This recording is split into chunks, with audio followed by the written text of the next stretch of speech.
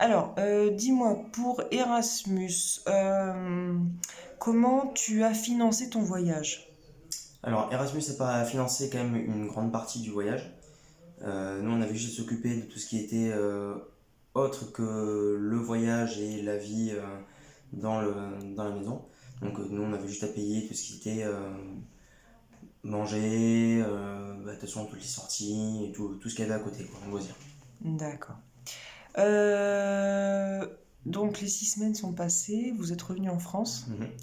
Voilà, vous avez réintégré le lycée.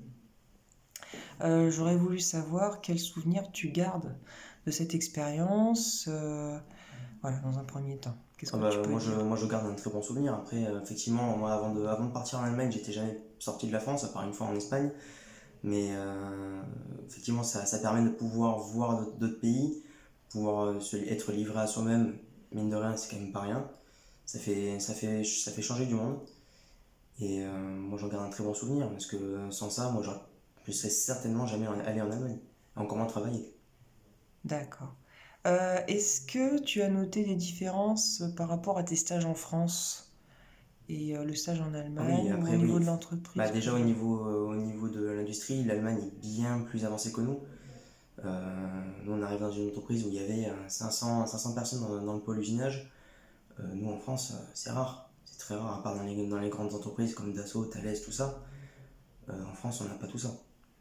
On D'accord. n'a pas. Donc, effectivement, il y a de très grandes différences qui sont très bien d'ailleurs à voir. Parce que ça permet de pouvoir différencier certaines choses et de pouvoir grandir plus tard dans sa carrière professionnelle. Ça permet d'avancer dessus aussi, ou même en tant qu'élève.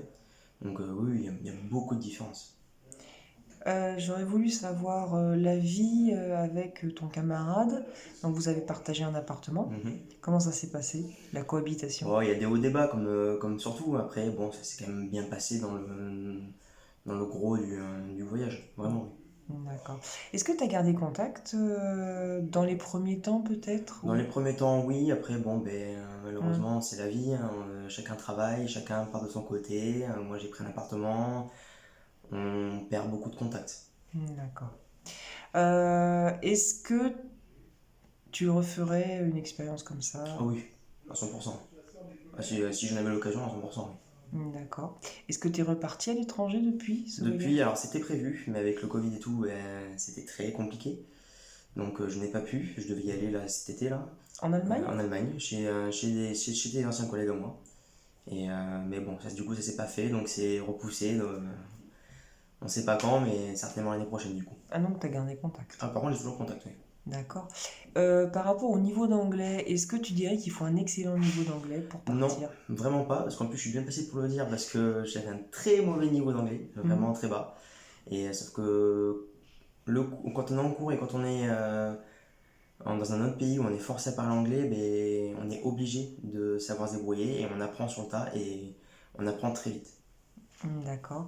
Par rapport au domaine professionnel en anglais, Mhm. est-ce que finalement les termes d'usinage ou quand on t'expliquait des choses, Alors, tu voyais où le maître de stage voulait en venir assez rapidement? ah oui, oui, parce qu'après nous on avait été formés déjà sur les termes professionnels déjà. Donc nous on était parti déjà avec une base d'anglais professionnel. Mais même si on comprend pas tout, tout le monde s'arrange pour que tout le monde comprenne et on se sort toujours très bien. Voilà. Donc effectivement il faut avoir quelques bases de vocabulaire technique, mais derrière on peut facilement s'en sortir. D'accord. Vous avez produit une ou des pièces là-bas? Ah, plusieurs, oui. Oui, Plusieurs. C'était beaucoup de pièces d'apprentissage. oui. On est passé d'abord par là, parce que lui, il ne travaille pas comme nous. Il commence, pour les usineurs, il commence à la ligne et il finit sur les machines, quoi. Donc nous, on a fait un peu ce circuit-là. Euh, donc vers la fin du stage, ils nous ont fait faire des pièces vraiment de production que eux faisaient, qui eux étaient revendus après derrière. Mais oui, on a fait beaucoup de pièces. D'accord. Quand tu es revenu, est-ce que dans ton cursus, donc tu étais en section européenne, Oui, donc tu étais en section européenne usinage, oui. d'accord? Est-ce que tu as passé des épreuves en plus? Du coup, oui, pour le bac, j'ai passé si je ne me trompe pas, deux épreuves en plus. Oui, C'est ça. Donc c'était l'épreuve Erasmus oui, et l'autre c'était l'épreuve de DNL. d'accord. Est-ce que ça a été compliqué pour toi? C'était compliqué au niveau de l'appréhension parce qu'effectivement je savais que j'avais pas un très gros niveau, mais au final j'ai réussi à me débrouiller et m'en sortir quand même plutôt bien. D'accord. Est-ce que tu te rappelles ta note Erasmus? Non? C'est l'appréciation, je crois, c'était même pas une note. Oui, Je crois que j'ai eu mention bien ou assez bien, je sais plus. d'accord. Ce qui était très bien pour moi, je trouve. Ouais.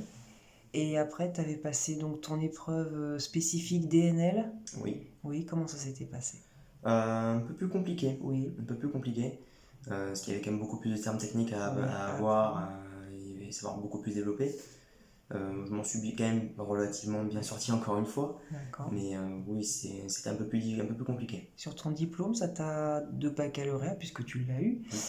ça t'a donné quelque chose? Mais alors moi enfin, a priori à ce moment-là j'avais déjà un emploi Oui, qui n'était pas encore concrétisé, hein, oui, j'avais rien signé. Mais effectivement quand mon patron l'a vu, il m'a dit c'est un gros plus. C'est d'accord. un gros plus qui peut être très avantageux. Ah, et qu'est-ce que sur ton bac il y avait décrit alors? Sur ton diplôme de bac, il y avait une mention quelconque? Mention Erasmus, si je ne me Ah trompe oui, pas, c'est ça? d'accord. Oui. Et donc ton patron a apprécié. Oui, il disait que quoi qu'il en soit, si un jour il y avait besoin, ben, ça pouvait être très utile. D'accord. Tu travailles depuis combien de temps? Du coup, maintenant, ben, j'ai travaillé un mois après le bac, donc un an et demi à peu près. D'accord. Bon. Donc pour la formation Erasmus, tu recommanderais aux gens qui sont un petit peu hésitants? Ah, ben, je recommanderais à tout le monde. Tout le monde est capable de le faire, tout le monde est possible, j'en suis la preuve. Je suis parti avec rien et je suis revenu avec plein de savoir et beaucoup de confiance qui arrivait par la suite. D'accord. Steven, je te remercie. Je te souhaite beaucoup de succès Et merci. dans ta vie personnelle et professionnelle. Bonne Merci. journée. Au revoir. Au revoir.